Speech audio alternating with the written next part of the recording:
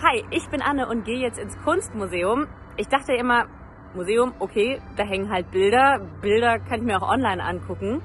Stellt sich raus, es macht schon Sinn, die auch in echt zu sehen. Und warum? Das zeige ich euch jetzt.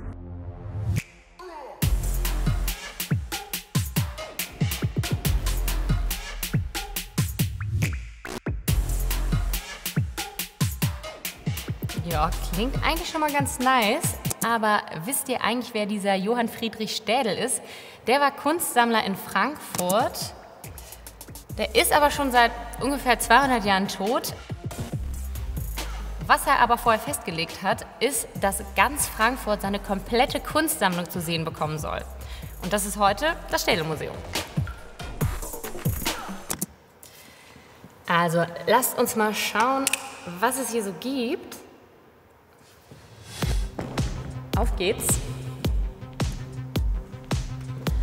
Was ich an Kunstmuseen ja am coolsten finde, ist, dass man innerhalb eines Gebäudes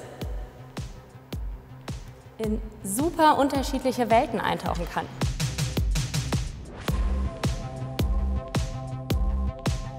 Erst steht hier an der Mauer im geteilten Berlin.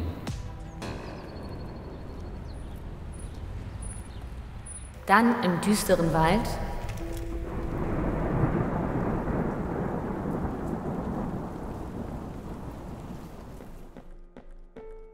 Und plötzlich seid ihr beim Mittagessen im Frankreich des 19. Jahrhunderts. Frage an die Frau, die da vor dem Bild steht. Da sind ja eigentlich nur ein paar Leute beim Mittagessen. Gibt es einen Grund, dass das Bild so riesig ist? Ja, Stimme aus der Sprechanlage. Die Frage kann ich dir beantworten. Dafür müssen wir aber eine kleine Zeitreise machen.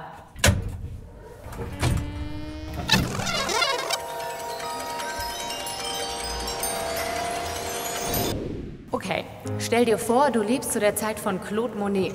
So heißt nämlich der Künstler, der das Bild gemalt hat. Zu dieser Zeit haben die Kunstakademien den Ton angegeben. Und sie hatten eine eiserne Regel. Große Gemälde werden nur von wichtigen Sachen gemalt. Zum Beispiel von historischen Ereignissen.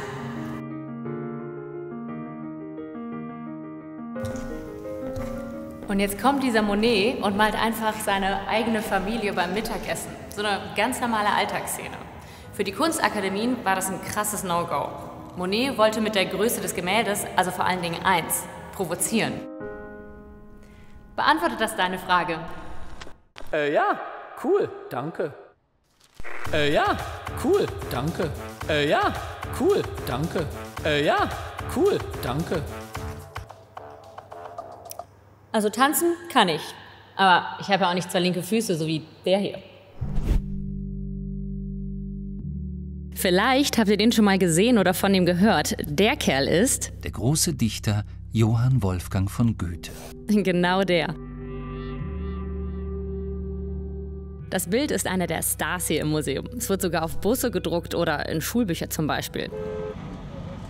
Gemalt hat es ein Künstler namens Tischbein. Aber zum Superstar gemacht hat es dann ein anderer, nämlich der hier. Das ist der bekannte Künstler Andy Warhol. Und Warhol hat vor vielen Jahren das Städel-Museum besucht und hat da das Bild von Goethe gesehen. Und was hat er gemacht? Seine eigene Version erstellt und drucken lassen. Und heute haben ziemlich viele Menschen Kopien der Drucke im Wohnzimmer hängen. So wurde Goethe zum Star des Städel.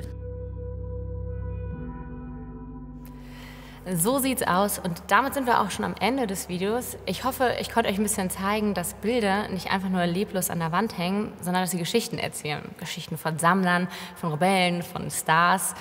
Und vielleicht konntet ihr euch ja an der einen oder anderen Geschichte ein bisschen wiederfinden. Mir hat es auf jeden Fall total Spaß gemacht. Ich hoffe, euch auch. Ich sag ciao und bis bald. Na, habt ihr das alles aufgesogen wie ein Schwamm?